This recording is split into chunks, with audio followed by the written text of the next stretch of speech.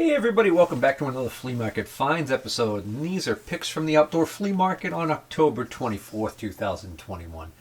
And first pick of the day, was walking along and came across this Stanley plane.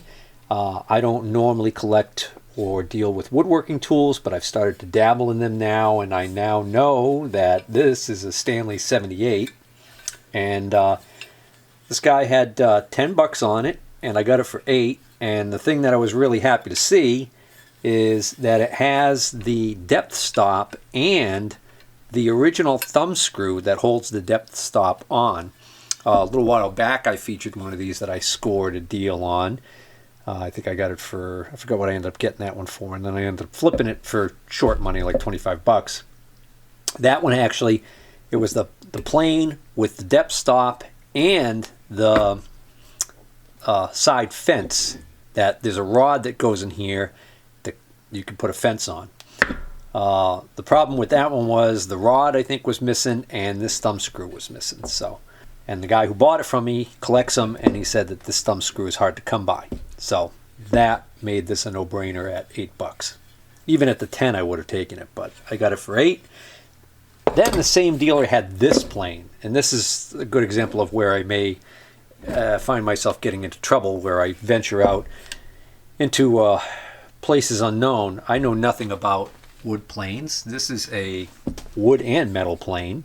I just like the look of it. It seems like it's in really good condition. Again, I don't really know. You know, the handle's not, it's got some damage here a little bit, but so I took a chance on this at $10, and for all I know, this might not be even worth the 10, or it may be. I don't know. So I'm going to try and figure out who makes it and do a little research, and then we'll go from there.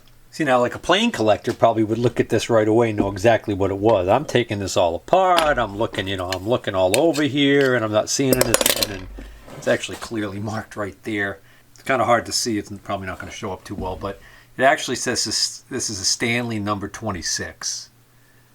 So that makes it a pretty easy one to look up, I would say. Alright, so nothing super rare about it. There's one on eBay right now for $45 for best offer. That's in nicer condition. But previous sales have shown that they do trade for anywhere as low as like $25 up to around $45. So I'll see what my local guy wants to give me for cash in hand. I'll probably take $20 for it. And I came across a dealer who clearly had done a clean out of a house or something, and it looks like they just took all the chemicals out of the garage and threw them in this cardboard box. Haggled with the guy and got this box for $10. We got some brake fluid, some old 10W30 motor oil. These are all unopened though, except this one's open, but I checked and it's clean. Automatic transmission fluid. This will double as power steering fluid in my leaking Ford 5000. And again, this one also had been opened, but it's clean oil. This one's unopened, clean oil. Brake fluid.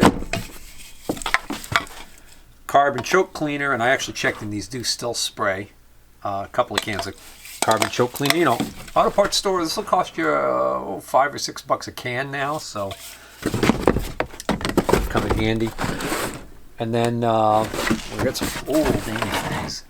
Ethylene glycol base, same as the ever was. This one is about half full. This is diluted. This is the pre-mixed, and then this is also pre-mixed. So actually, these are. This one's almost full. This one's a little than half full. So $10 is a good deal for that. I'll use all that eventually. Next up, I scored this Boss ME30 guitar multiple effects pedal, as is. No power supply to go with it, so a complete crapshoot as to whether or not it's going to work at all. But I got it for $5. Usually on pedal boards like this, I'll take a chance on them for $5 or $10, and no more than that because they could be complete junk. I usually end up making out okay on these. What tends to happen with these is, the guys that do house cleanouts and stuff, most of them aren't musicians, and they have no idea what or how to use something like this or how to test it. and they usually misplace the AC adapters, or they just don't, they don't care. So I can usually pick these up pretty cheap. I think a good used one of these on eBay runs around $75 still. So kind of an interesting pedal. At some point I'm going to have to start playing around with some of these pedals and see if there's anything I want to keep for myself and what I want to maybe send on down the road. But anyways, $5, good deal on that. Maybe, maybe not. Then I came across a dealer who had some tools. Not very many machinist tools this pick, but she had some tools laid out, and I came across this pile of punches, and I went through and I picked out all of these. These are all Sterrett punches, some of them engraved, but they're all in decent shape other than maybe a little bit of surface rust here and there. And I got all 2, 4, 6. I got the 8 of these for $6. Good deal. And I was glad to get that because I've dealt with this person before, and she's usually set up right next to another guy, and I see the two of them. They usually are working as a team at estate sales. So they go to a lot of estate sales and pick estate sales and buy. They pile stuff and get really, really good deals on stuff. And then, oddly enough, they are tough on price. They look for high profit margins. In fact, when I asked him, when I saw him at one time at this particular outdoor flea market, whether or not he had any machinist tools, he told me flat out he doesn't bring them to this show because he doesn't get enough money for them. That he'll hold out until a bigger swap meet. And then I saw him at the largest swap meet, which I'm going to be featuring pics from coming up soon. And when I saw him there, I couldn't touch his prices on a lot of stuff. We came close on something, and then I looked at it a little bit more closely. I don't remember exactly what the item was. Oh, it was a tap wrench. It was a large Greenfield tap and die tap wrench, which, I've bought those in the past for $10 or $8. And I think he had 15 on it and was looking to maybe do a deal on 10 on that. And then I noticed it was broken, that the jaw had actually separated from the end of the screw. So I was like, guess I should have known why he had it so relatively cheap. Tough to buy from. And she's not very different. But here's the thing. She also had this laying there. And I wasn't wearing my spectacles, so I couldn't really take a good look at it. I just liked the look of it. I thought it was kind of neat looking. And I ended up getting this for $5. And the only reason I was able to get this for $5 is because neither her or him had taken the time to actually take a really good close look at this and see what this was. I didn't know what it was until I got home and looked it up myself. So this is a Davis Level and Tool Company adjustable spirit level. There's a patent date on there of September 17th, 1867. 1867. And lo and behold, went on eBay and looked around, and sure enough, this is actually a pretty highly collectible little spirit level. So there's one of these on eBay right now, and the guy's asking $199 your best offer. Well, big deal. He can ask whatever you want for something. It doesn't mean it's worth that, right? It's what it sells for. So looking at eBay sales, well,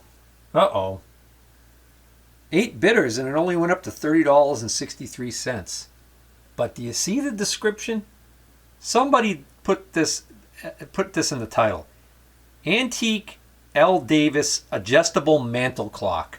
I think the other reason why this went so low was because it actually sold for $22.75 because it was in Great Britain. However, back on September 8th, we could see one sold for $125. Now we're cooking.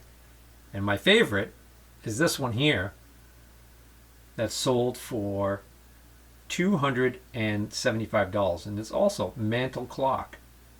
Hey, so maybe I'm the one who's out of my mind not knowing what to call this thing. So the other little interesting factoid about this thing is that a lot of people are calling it an inclinometer. And he did patent this as an improved version of the adjustable spirit level. And he makes reference to inclinometer in his patent application. And if anybody wants to read the full text of that, it's US 68961A. Just plug that into Google and you can actually pull up the original patent applied for and granted to L.L. Davis for this little honey right here. All right, I got one other machinist item to show you, and this at $5, I thought this was the deal of the day there, but then I bought something else that turned into pure gold for me. So I came across this group of guys who come to a lot of shows, and they always have clean outs from like garages, warehouses, and God knows what. And they had this box sitting there, and I started looking through the box, and I realized that the box is loaded with these high-speed steel slitting saws. So I'm like, well, people use these still, and they get dull. And so, you toss them out, and you get another one, right? So if I could buy these cheap enough, I could probably sell multiples. And I had no idea how expensive these are new. So I ended up making a deal and buying the whole lot. And then I brought them home and started looking through them. And the first thing I noticed was, well, first let's talk about why they look the way they do. They are drenched in some sort of oil. The whole lot. Then they were left somewhere where dirt and dust and everything could get to them and stick to them. On top of that, I think they've been rained on, but they're not rusting in the slightest amount because there's just so much of this oil on there. So I had to clean them a little bit. Some of them I had to clean them just so I could see what they were. And what they say is they're all 1-inch arbors. They have the sizes on them, and they say Rye Own or Rye One, R-Y-O-N-E. Okay. Well, come to find out, this manufacturer is still in business today in making these slitting saws, amongst other cutters. The other interesting thing is they're all sharp. These are all what appear to be new old stock. And then I started going through, and the thickest ones are 70 thousandths. And then we've got 70 thou, 60 thou, 40 thou, and then we get into these really thin ones here that they kind of stick together because of the oil. And the smallest ones are 14 thousandths. So you can see how thin those suckers are. Okay, and again, they're perfectly sharp. They almost look like they're worn down and have no teeth on them, but that's actually by design because of the type of cutting that they're doing. So when you get into the thicker ones, that's a 40 thou. They're a more traditional tooth, whereas the rake is really shallow. I don't know if that's the right term, but this is 18 thou. So it turns out I have 7 sizes here. I have 14 thou, 18 thou, 20 thou, 22 thou, 40 thou, 60 thou, and 70 thou. The guys were going nuts for these things, and I was getting 10 or 11 bucks a piece for them. So I've listed them a couple times. So we're down to $8 $8 per blade. So you're starting to get an idea of how much money I'm making off of these things. These were definitely the buy of the day, and I didn't even realize it. But here's the kicker. This isn't the box that I spotted them in. It was a big old wooden crate. This is the tip of the iceberg. The guy didn't want to sell me the wooden box that it was in. And he really didn't have anything to put them in, so finally he gave me this 5-gallon pail, and we put them all in this 5-gallon pail. But I mean, look at how many are in there. I'm lousy with them, I tell you. There are a couple of random other sized ones. So that's a much thicker one there. For the most part, though, they're all these skinny slitting saws. Here's another. This is an interesting one. This is a coated,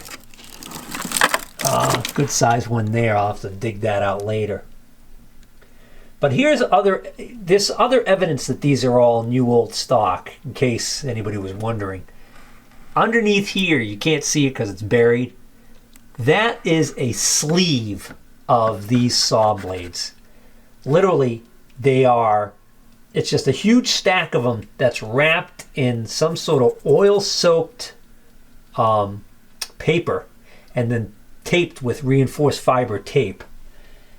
And it appears to me like that might be how they were shipping these, that they would wrap them in logs like that, so to speak, and then stack the logs into these wooden cases and then ship them out. So I think these are really old, new old stock blades. So I'm going to probably, I don't know, probably take like 10 or 12 of each size and set those aside for myself and sell the rest. So the guy that was selling these, believe it or not, he had no intention of selling them to people that were going to use them for cutting metal.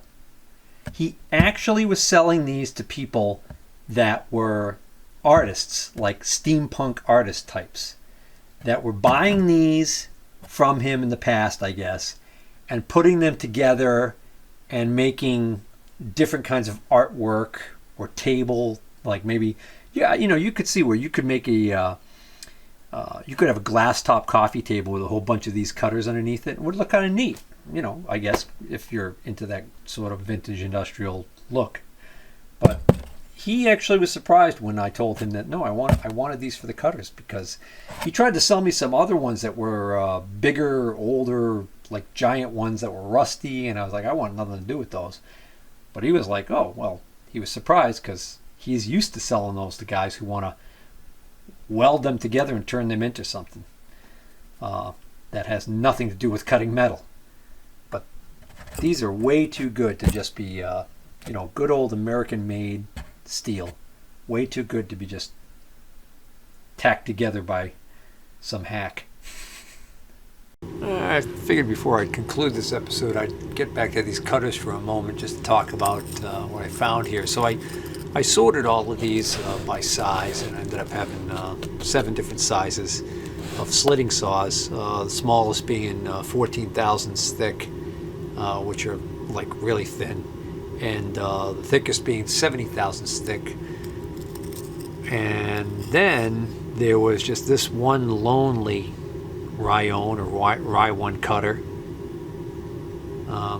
It's got an interesting profile. A shallow V, so I don't know what that's all about.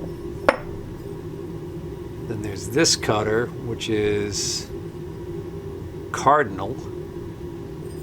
That comes to a pretty sharp point. So it's got a taper to it. But these are the ones that are really have me kind of puzzled. So I wonder if any of you guys know what these are for.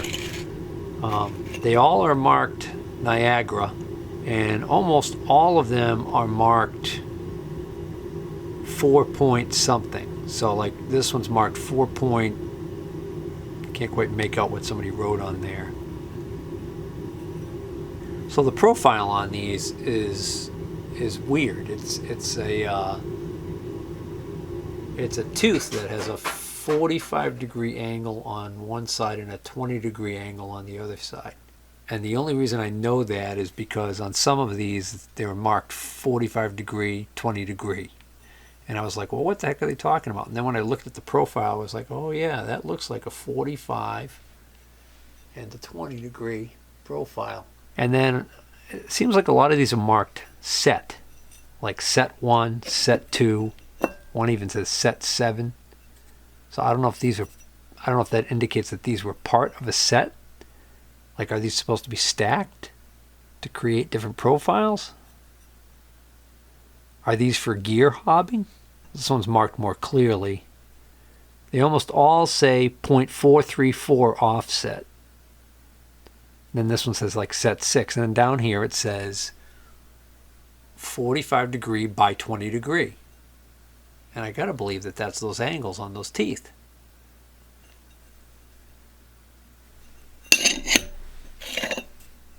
Again, 434 offset. Let's see, this one says set 7.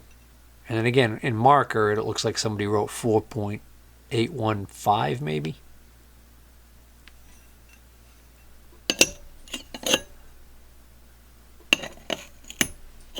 4.812.